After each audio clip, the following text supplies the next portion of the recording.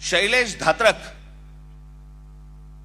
एका ते काय प्रभागात चारचा प्रभाग असतो ना, त्याच्यामध्ये एका कुटुंबातले 3 जण उभे आहेत.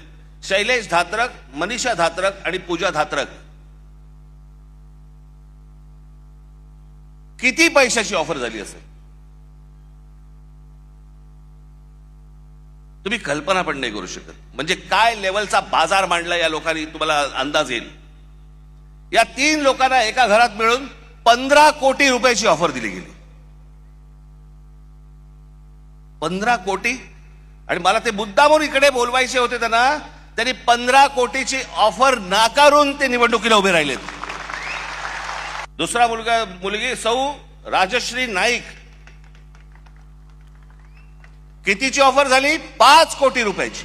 5 कोटीची ऑफर झालेली गोष्ट नाकारणारी आहे. हे महाराष्ट्राचं स्वाभिमानी रक्त.